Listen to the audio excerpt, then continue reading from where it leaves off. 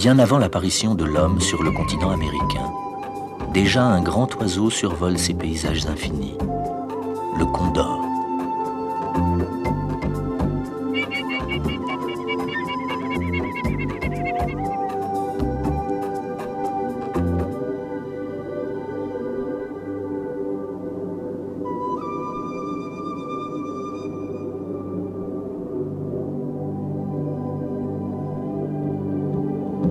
Depuis toujours, ce charognard suit les grands troupeaux d'animaux sauvages dont il mange les carcasses.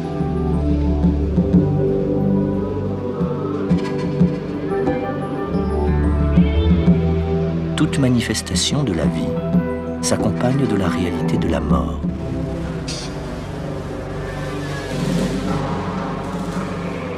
Et le rôle des condors est d'en effacer les traces.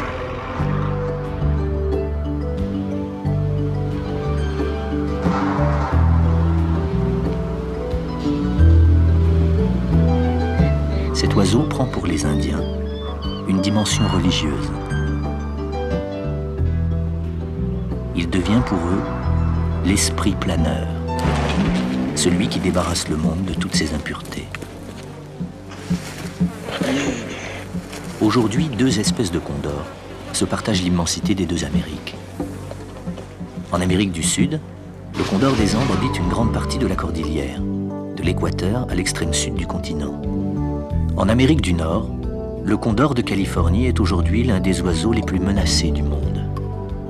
À l'origine, il habitait presque toutes les montagnes du continent nord-américain. Il y a 15 000 ans, des bouleversements géologiques éliminèrent la grande faune dont se nourrissaient les condors et limitèrent son aire de répartition aux montagnes bordant l'océan Pacifique. L'homme moderne, à son tour, allait transformer son ultime territoire californien en véritable peau de chagrin.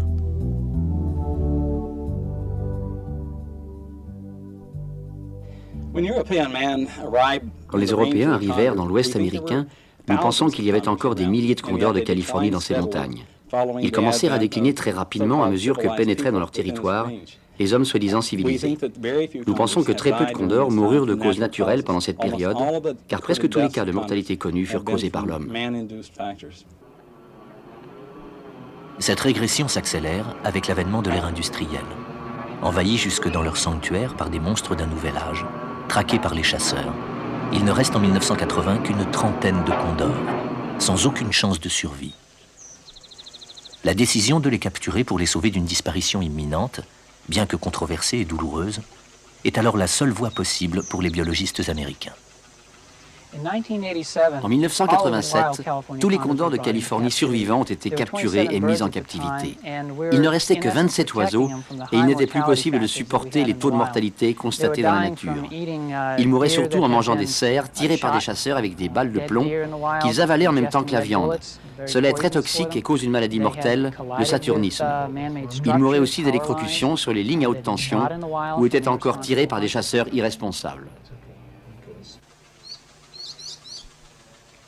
Menacé d'extinction, cet oiseau, habitué des vastes espaces, est condamné jusqu'à nouvel ordre à ne voir le ciel qu'à travers des grillages. Les eaux de San Diego et de Los Angeles, responsables des condors captifs, ont un objectif prioritaire, obtenir très vite la reproduction des condors adultes.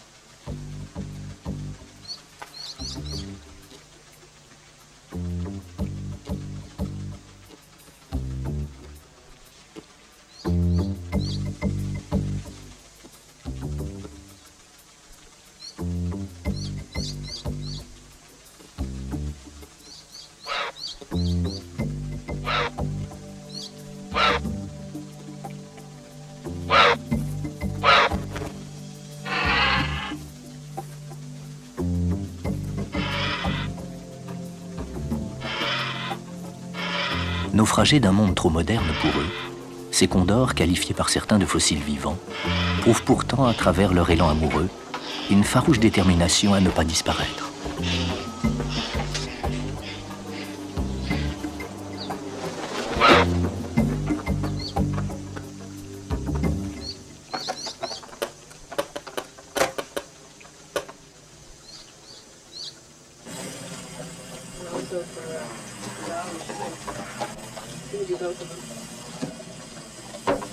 Dans les cliniques des zoos, les équipes de soigneurs vivent un moment crucial. Un an seulement après le début du projet, une naissance a eu lieu. Le premier pari est gagné.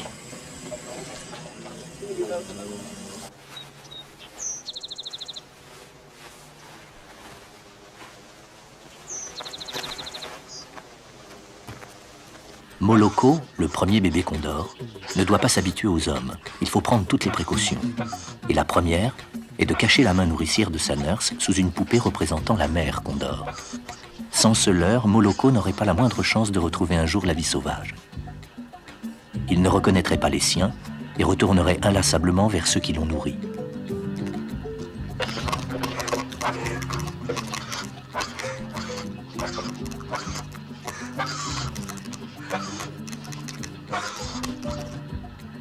Dans la nature, les condors mettent au monde, dans le meilleur des cas, un seul jeune par an. Une année plus tard, nouvel exploit de ce programme. L'élevage réussi des 2 premiers poussins à partir d'un seul couple de condors. Mais cela ne se fait pas n'importe comment. Pour éviter les mariages consanguins, toujours à craindre dans une petite population, une carte d'identité génétique des différents condors géniteurs oriente la formation des couples.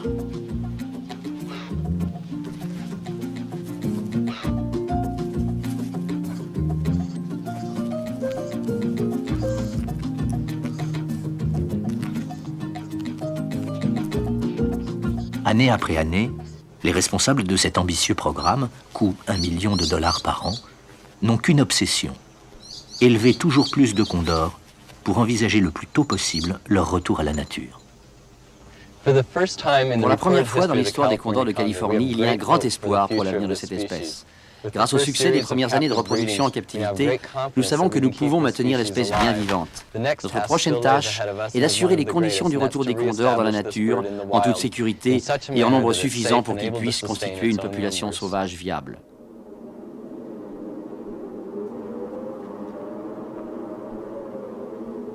En attendant ces jours meilleurs, la Californie, sans les condors, semble avoir perdu son âme.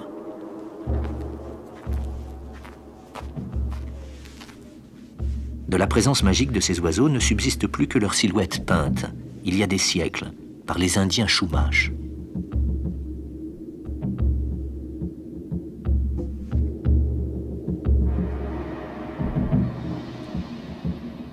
Dans des grottes perdues en pleine montagne, ces Indiens, anciens occupants de la Californie, célébraient leur culte au cosmos en honorant d'étranges créatures. Le condor, particulièrement vénéré, était associé à l'astre solaire. Ne disait-on pas que le condor prenait tous les soirs le soleil sur ses ailes pour le rapporter le matin suivant?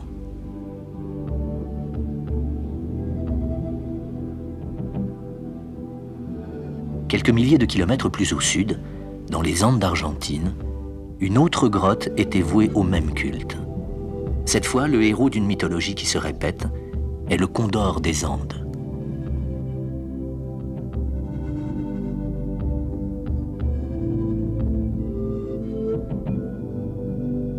Pratiquement toutes les civilisations qu'il a survolées en ont fait un symbole d'immortalité. Serait-ce là le sens caché de ces amoncellements de pierres en forme de condor, posés à même le désert par des peuples mystérieux? Aujourd'hui, les condors des Andes survolent encore ces idoles oubliées. Le vent, compagnon infatigable de leur voyage, les pousse à coloniser d'immenses territoires du Pacifique aux neiges des Andes.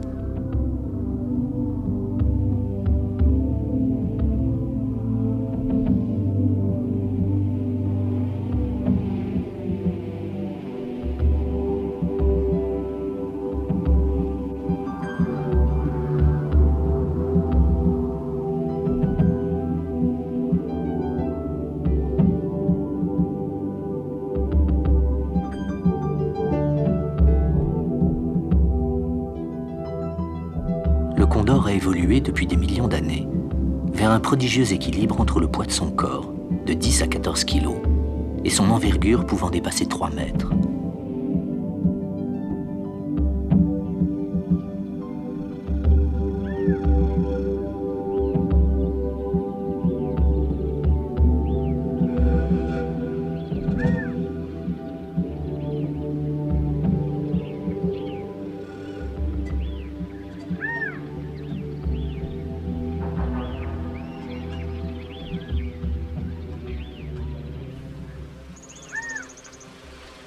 Une grande partie de la vie sociale des condors se déroule au sein de la falaise dortoir. Là, jeunes et adultes d'un vaste territoire apprennent à se connaître.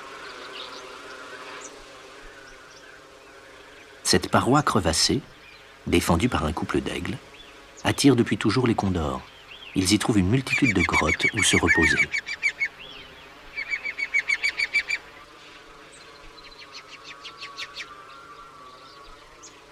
Les jeunes sont impatients de voler. Mais les adultes, eux, s'étirent au soleil levant pour préparer leurs muscles à un envol imminent. À l'entrée des grottes où ils ont passé la nuit, mâles et femelles se côtoient. Ces dernières se distinguent par l'absence de crête et par leurs yeux couleur rouge sang.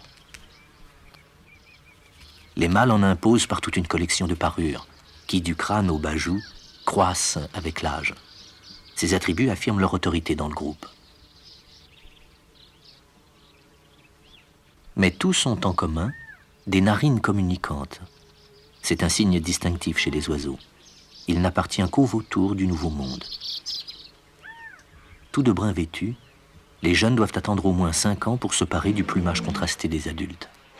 Cette longue adolescence est indispensable pour parfaire leur éducation et bien connaître les gestes de soumission codifiant la société des condors.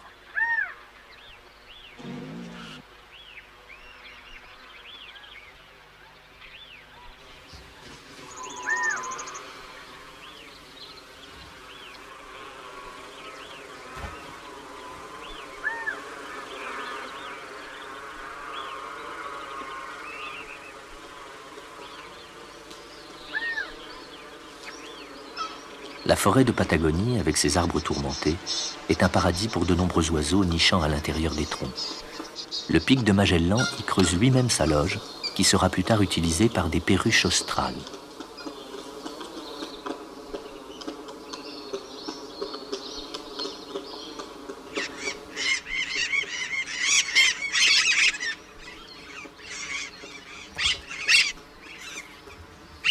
Un grand-duc a choisi un gros hêtre antarctique pour cacher ses jeunes. C'est novembre, et le printemps austral fait naître des poussins dans tous les nids. Les petits de l'ibis mandor sont très résistants aux rigueurs d'un climat difficile, à condition que leurs parents les gavent régulièrement d'insectes.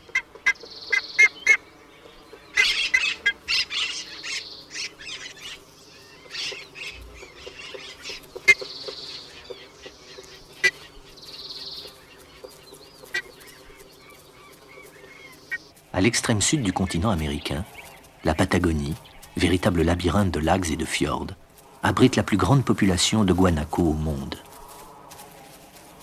Ces cousins sauvages des chameaux et des lamas vivent en groupe d'une douzaine d'individus, défendus par un seul mâle adulte.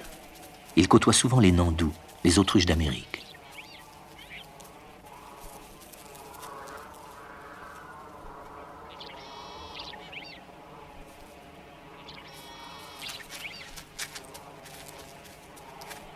Sans cesse en éveil, le mâle a décelé une odeur ennemie. Attention, c'est une odeur de fauve. Un puma.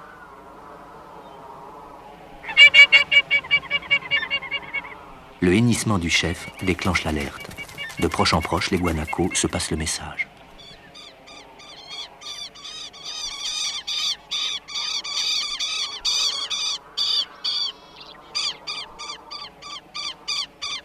Cette vigilance est indispensable, car les femelles sont occupées à une mission de la plus haute importance, nécessitant une tranquillité absolue. La mise bas. Une femelle s'est isolée du reste du troupeau. Son nourrisson a déjà 2 pieds dans la vie. L'époque des naissances est une aubaine pour les condors. Ils retrouvent des repas faciles grâce aux guanacos. Il y aura toujours de quoi se nourrir, ne serait-ce que les placentas abandonnés sur l'alpage.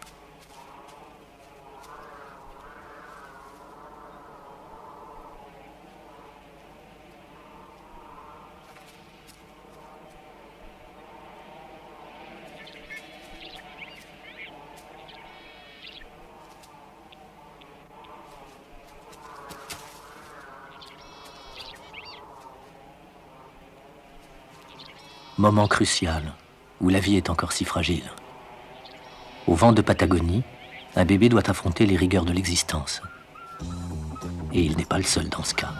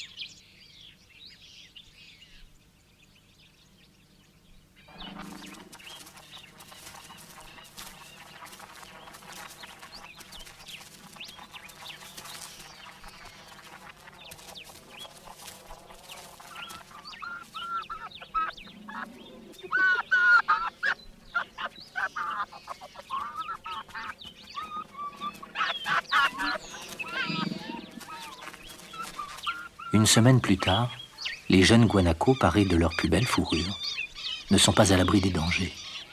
Ce jeune est malade, il ne survivra pas. Et son élimination est la seule arme découverte par la nature pour sélectionner les meilleurs, seuls capables d'assurer l'avenir de la race.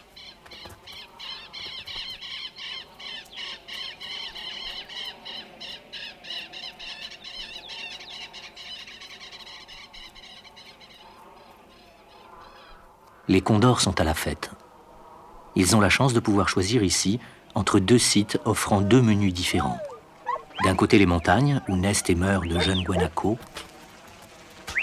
De l'autre, les pampas voisines, où la tonte rassemble des centaines de milliers de brebis.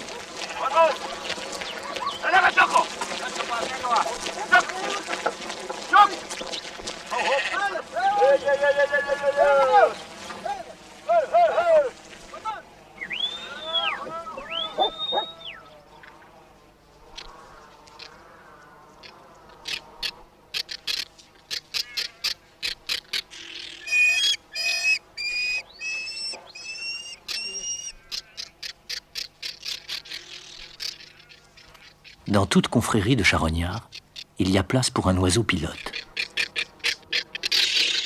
C'est ici le caracara huppé. Il découvre les carcasses et alerte par sa présence des convives plus sérieux. Une brebis blessée lors de la tonte est morte sur l'alpage. Aussitôt découverte, elle attire des dizaines de caracaras.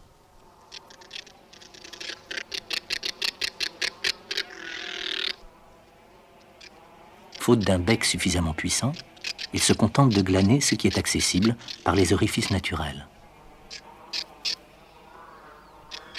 L'impatience est grande. De jeunes affamés les attendent au nid.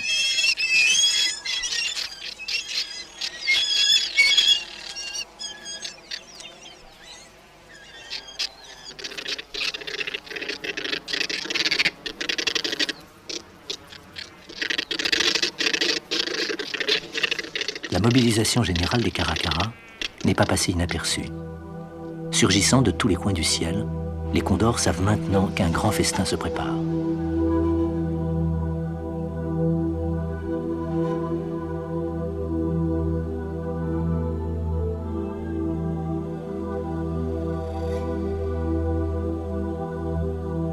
Mais attention, les condors ne passent pas à table sans précaution.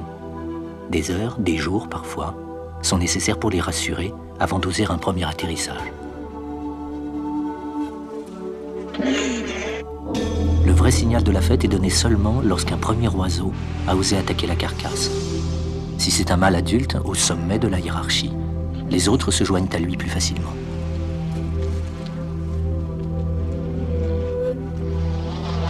À la fois rassurés et autorisés à prendre part à la curée, les autres condors, femelles et jeunes, se consacrent sans crainte à leur repas. Ils s'attaquent d'abord aux viscères, friandise particulièrement appréciée.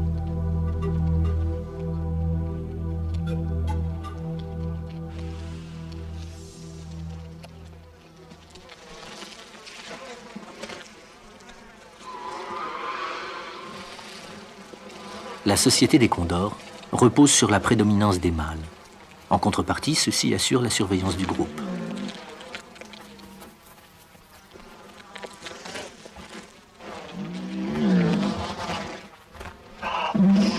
Le premier signe d'autorité chez un mâle adulte est la présentation des grandes cocardes de ses ailes. Celui-ci veut manifestement la meilleure place auprès de la brebis. Pour le faire savoir, il gonfle son cou et sa face, qu'il colore d'un jaune orangé, parfois très vif. Les mâles, à la tête gris rougeâtre, resteront soumis. Attention par contre à ce mâle qui ne veut pas céder. Il se pare lui aussi de jaune et entame le début des hostilités.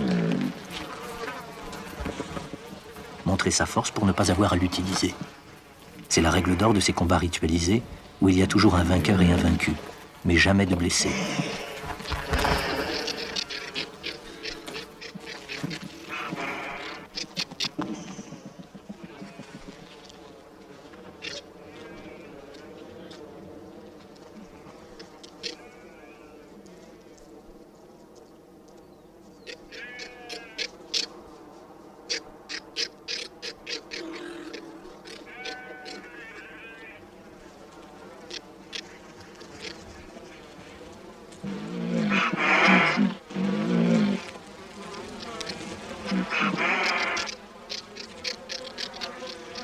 Ce mâle adulte n'a aucune peine à ravir sa proie à un mâle de rang inférieur.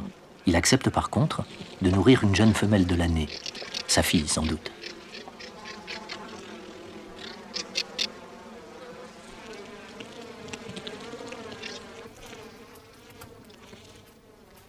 Moins d'une heure après, il ne subsiste du cadavre de brebis que quelques os emportés par un renard gris. Les condors sont très discrets sur leur vie amoureuse. Ce couple pourtant profite du calme qui suit la curée pour se consacrer à un rituel plus tendre.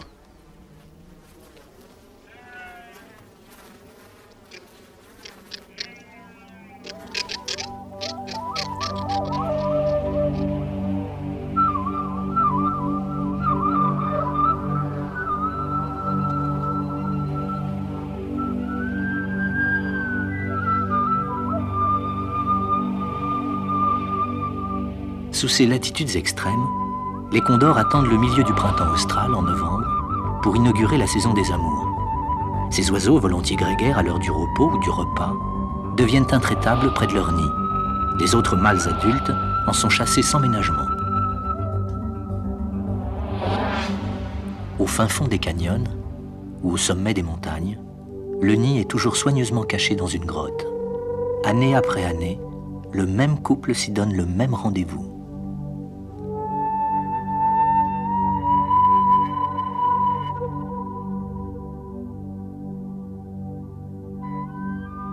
Ce mâle, qui fait un guet incessant, est sûr de lui. Il a choisi lui-même cette grotte très confortable, où il a déjà été père plusieurs fois. Il l'a défendue avec efficacité contre les autres mâles de ce secteur.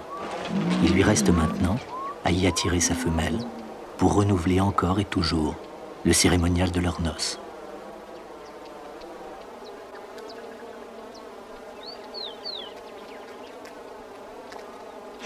Un œuf unique, il sera bientôt pondu et couvé pendant 2 mois.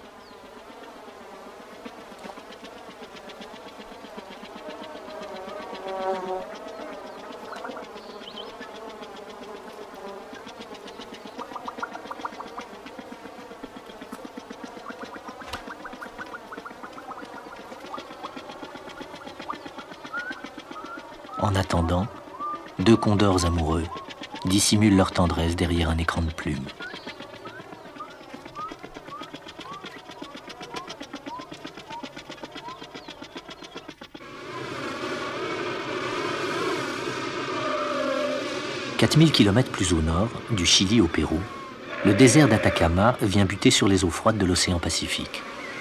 De cette rencontre naissent les communautés d'animaux marins les plus riches de notre planète.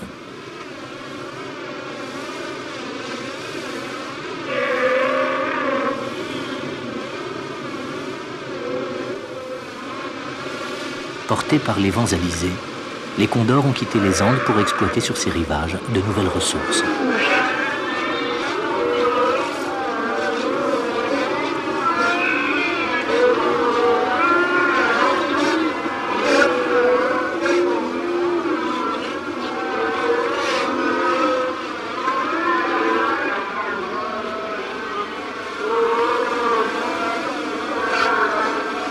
En mars, c'est le temps des naissances chez les lions de mer.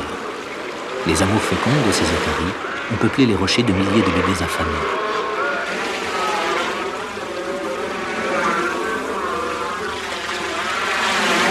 Ces jeunes, âgés d'une dizaine de jours, sont regroupés en crèche pendant que leurs mères sont parties à la pêche.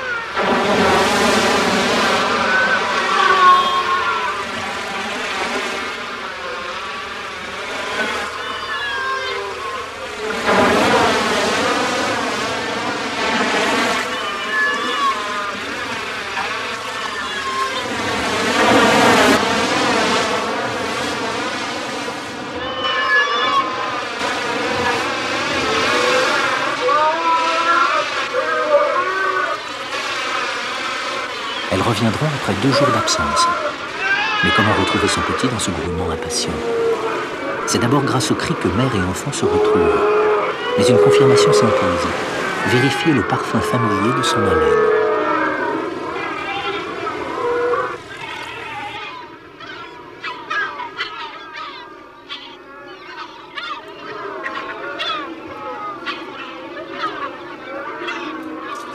Tous les bébés n'ont pas la même chance.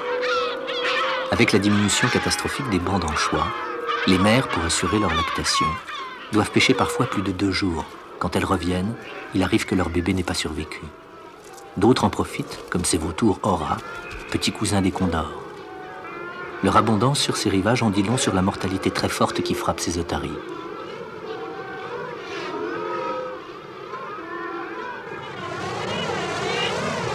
Quelques mois plus tard, c'est le moment des noces chez de nombreuses espèces. Pour se faire remarquer, la sterne inca orne son plumage de taches et d'appendices vivement colorés.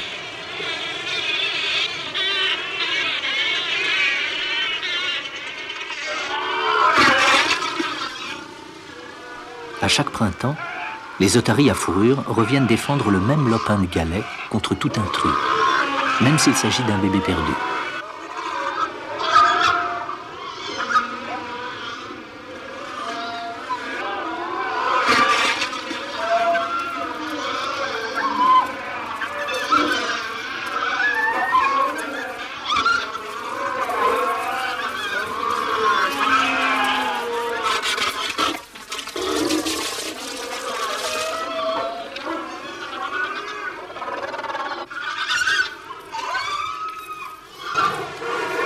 Sur les mêmes plages, la période du rut rend violents leurs puissants voisins, les lions de mer. Des batailles incessantes pour la possession d'un harem empêchent les mâles adolescents de conquérir des femelles. La frustration sexuelle de ce jeune mâle est telle qu'il a commis un acte exceptionnel dans le monde animal.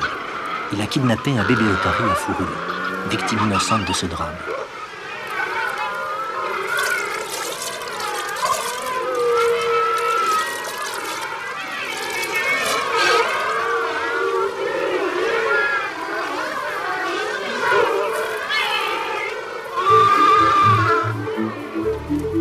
Entre leur nid au sommet de la falaise et l'océan nourricier, les manchots de Humboldt affrontent tous les jours l'épreuve d'une traversée mouvementée.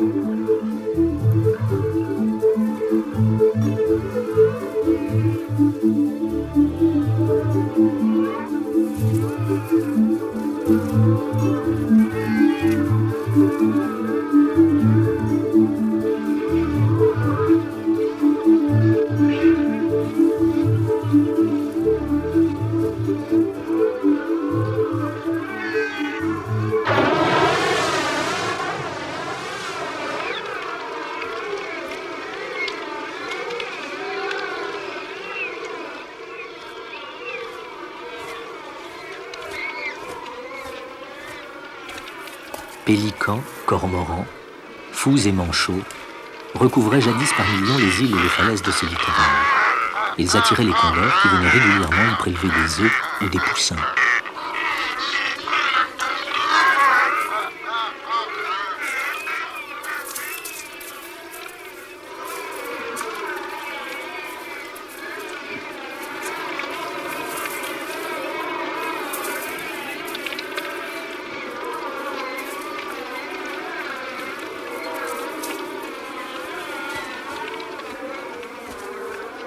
Aujourd'hui, ces oiseaux sont victimes de la surexploitation des mers par l'homme. Avec l'effondrement des stocks de poissons, les populations d'oiseaux pêcheurs ont chuté considérablement, entraînant la raréfaction des condors sur ces côtes.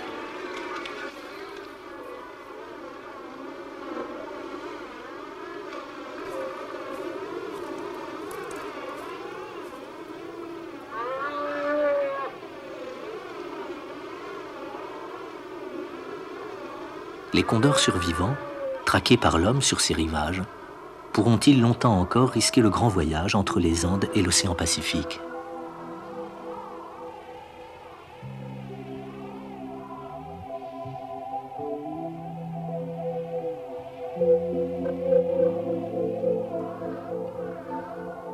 Après le survol du désert le plus aride du monde, il faut atteindre les premières montagnes pour retrouver la végétation et une présence animale. Rare, ce timide cerf mâle du Pérou se cache dans les cactus.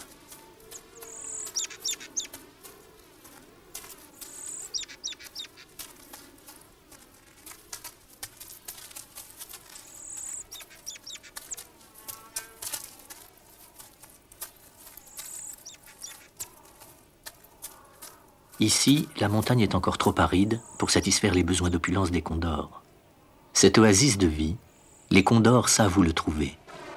C'est le toit du monde de l'Amérique du Sud, l'altiplano, dont les Incas aussi avaient fait leur patrie.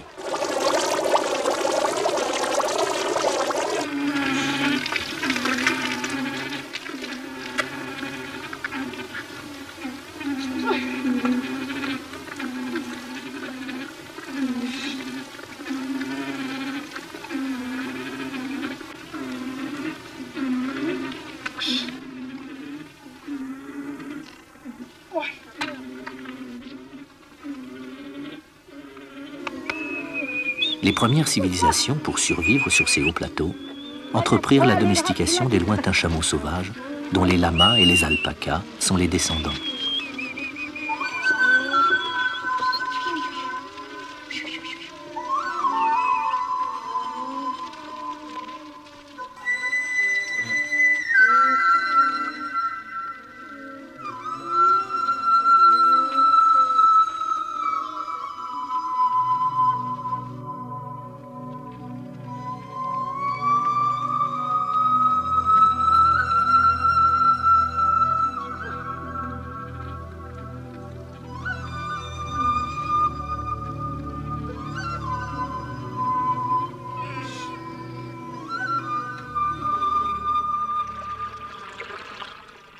C'est le printemps sur l'altiplano. La végétation plus tendre fait le bonheur de toute une communauté de rongeurs.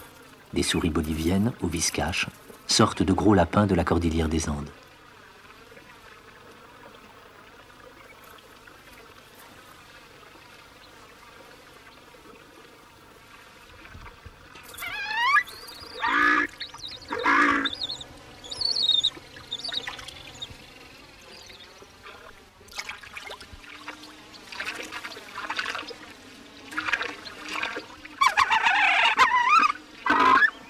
Non loin des lacs où la foulque géante défend son territoire, des prairies inondées sont le havre de paix où naissent les vigognes.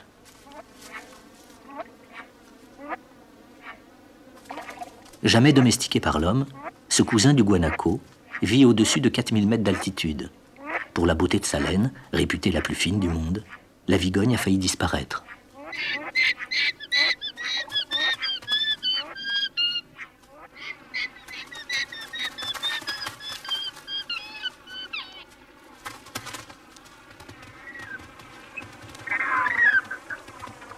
Aujourd'hui, heureusement bien protégés, des milliers de vigognes occupent à nouveau l'altiplano et attirent les condors en quête éternelle de nourriture.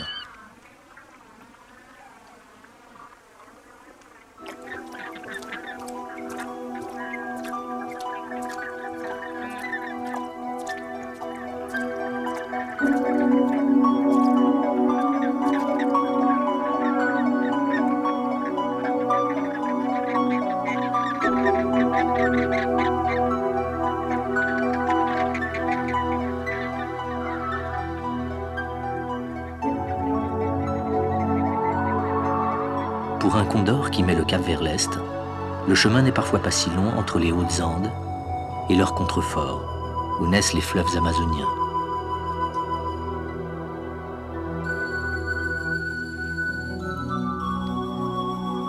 Dans ces profondeurs, l'air tropical chargé d'humidité s'engouffre et se transforme en brouillard tenace, où s'évanouissent les condors.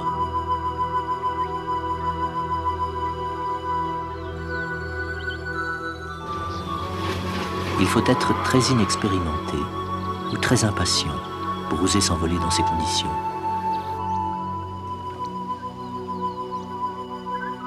Et la plupart des adultes attendent l'arrivée du soleil pour sécher, avant l'envol, leurs grandes ailes collantes de brume.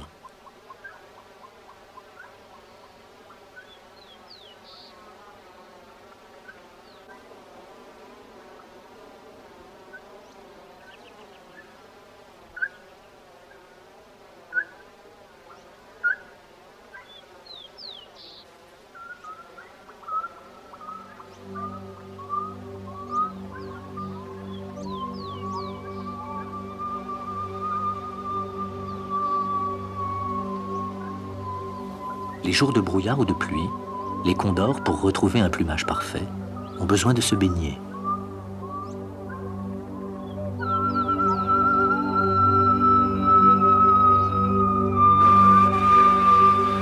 Ce bain des condors, personne jusqu'alors ne l'a jamais observé, car les grands oiseaux, conscients des risques qu'ils prennent quand ils mouillent leurs ailes, font alors preuve d'une discrétion absolue. Et leurs piscines sont les endroits les plus inaccessibles du monde.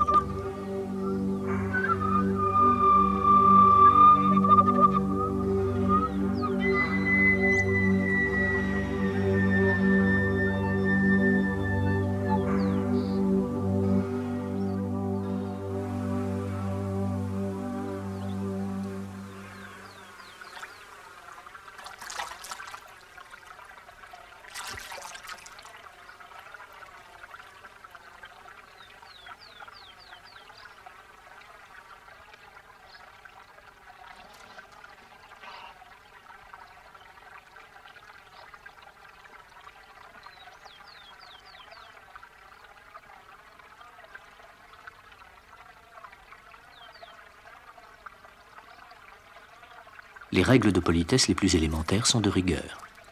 Un mâle adulte sort du bain, un autre mâle de même rang, pour se baigner à son tour, doit demander une autorisation. Facile à obtenir à condition d'y mettre les formes.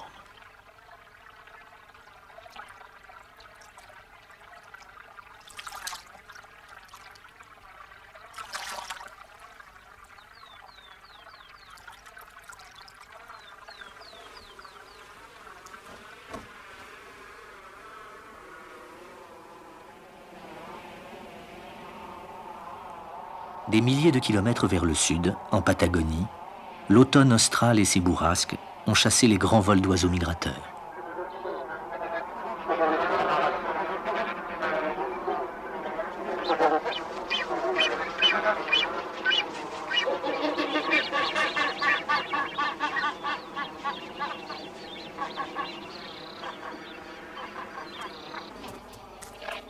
Les troupeaux de guanacos connaissent une agitation nouvelle avec les combats que se livrent les mâles pour la possession de leurs femelles.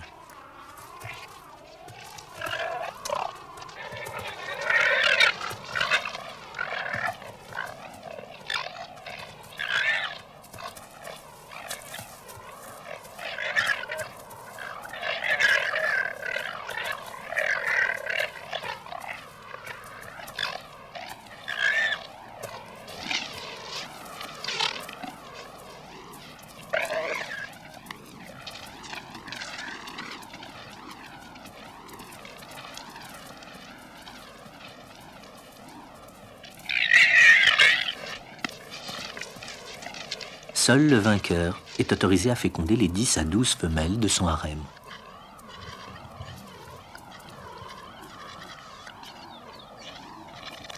Pendant toute l'union, qui peut parfois dépasser 1 heure, le groupe familial est autorisé à rendre visite aux 2 amoureux.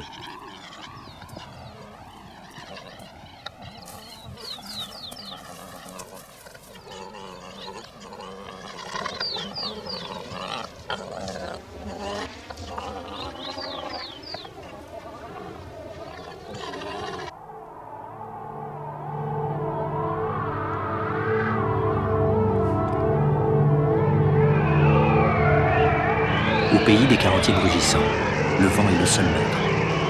À près de 200 km/h, plus rien n'existe que caché ou balayé.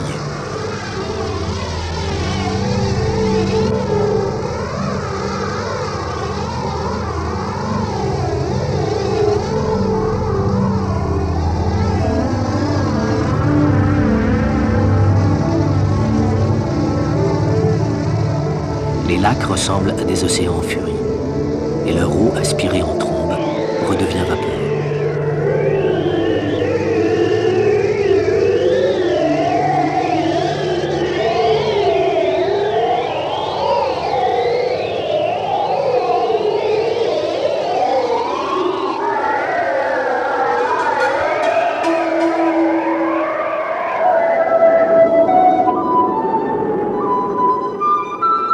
Un seul oiseau défie ces tornades. Impassible et expert, le condor chevauche le vent.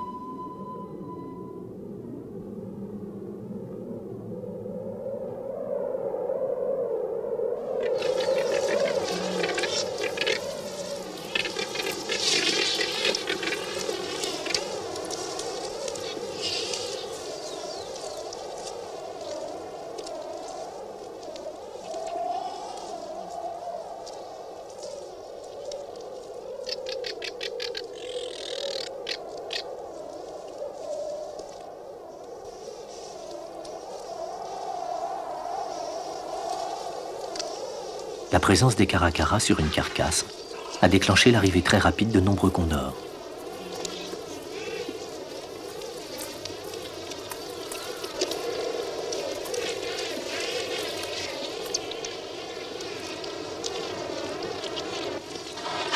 Un mâle adulte atterrit en position dominante. Sans perdre de temps, avec les gestes et les couleurs qui en imposent, il triomphe sans peine des concurrents qui lui barrent le chemin de la mêlée.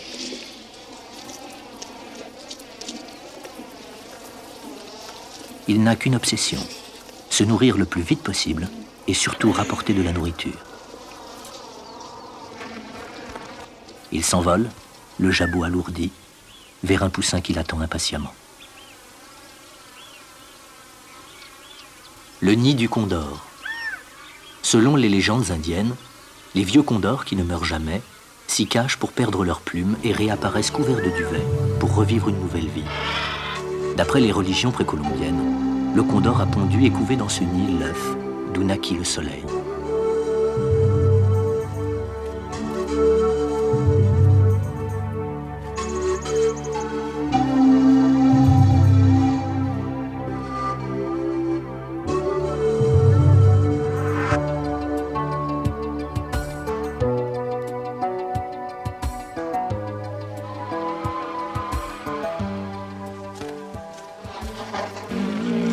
Ce nid est tellement caché et inaccessible qu'aucune caméra n'a pu jusqu'alors en pénétrer l'intimité.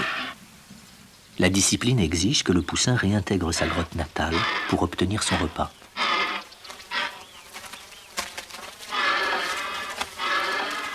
Mais ce poussin de 3 mois est tellement grand et affamé que son père préfère le nourrir dehors.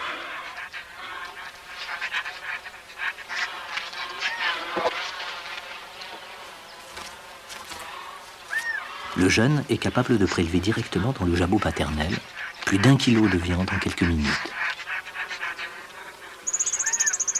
La mère survole le nid. Son jeune n'est pas rassasié.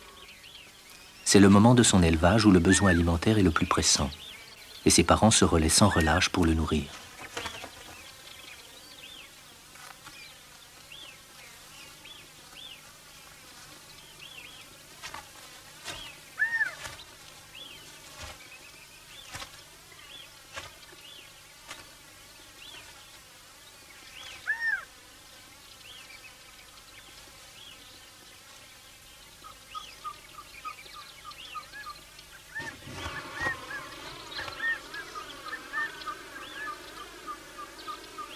Sous la surveillance permanente de son père, le poussin, un mâle à la crête déjà bien visible, se consacre à une activité essentielle. Toiletter une à une ses grandes plumes, les rémiges, qui alourdissent chaque jour un peu plus ses ailes.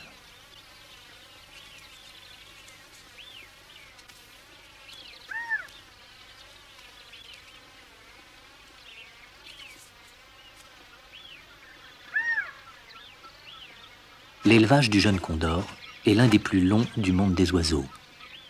Ce poussin a déjà passé 3 mois au nid. Il ne s'envolera pas avant 3 autres longs mois.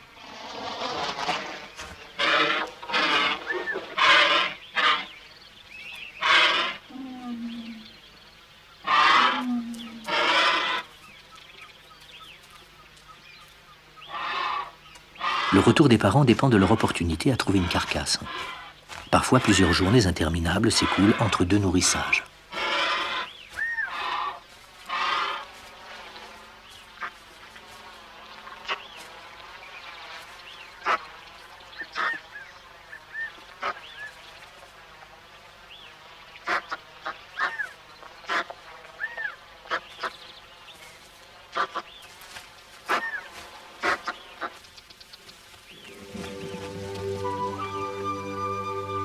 Il faudra beaucoup de patience à ce jeune condor avant son envol prévu en juillet, puis beaucoup de chance pour devenir 5 ou 6 ans plus tard un condor adulte à l'image de ses parents.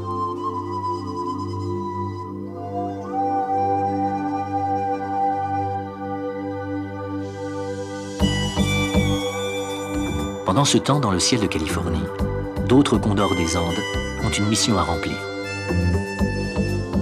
Les responsables du projet Condor ont décidé de lâcher dans l'ancien sanctuaire de jeunes femelles de condors des Andes, porteuses d'émetteurs radio.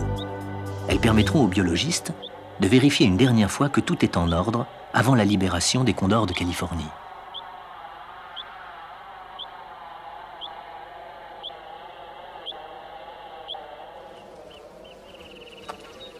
Rien n'est laissé au hasard pour assurer le succès de l'opération. Il faut avant tout éviter que les futurs pionniers soient à nouveau victimes d'empoisonnement par le plomb des chasseurs. Les aires de nourrissage sont l'indispensable artifice pour offrir aux oiseaux une alimentation saine et hors d'atteinte des carnivores.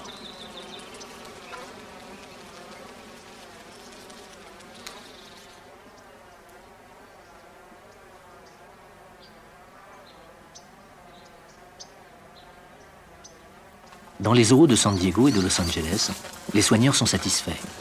3 ans seulement après la naissance du premier poussin, 26 jeunes sont nés. Devant ce fantastique résultat, la décision est prise de libérer les 2 premiers oiseaux.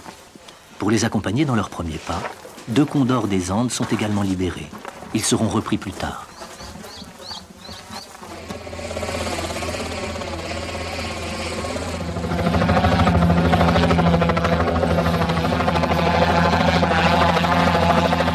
Le grand jour est arrivé. Le cœur des États-Unis bat au rythme des condors. À l'écart, un groupe d'Indiens Chumash n'a pas voulu rater l'événement.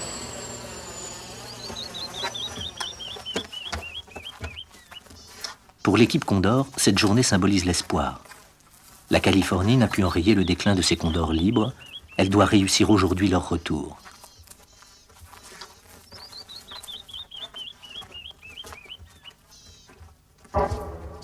Les Indiens ont vécu la perte des condors comme une autre déchirure. Sans eux, ils craignaient que les âmes des disparus ne puissent trouver le chemin du ciel.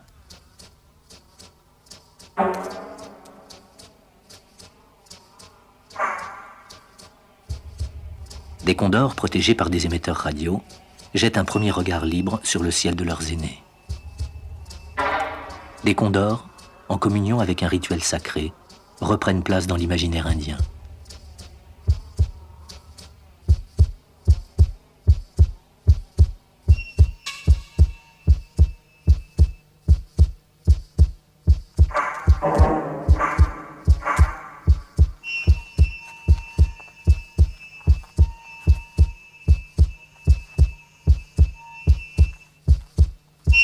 Un prêtre indien, le chaman, danse et devient condor.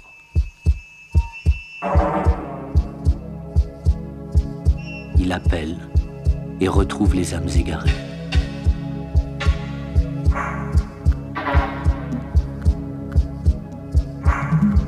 Dans le ciel, un espoir renaît. Un condor au destin fragile comme un rêve s'est envolé.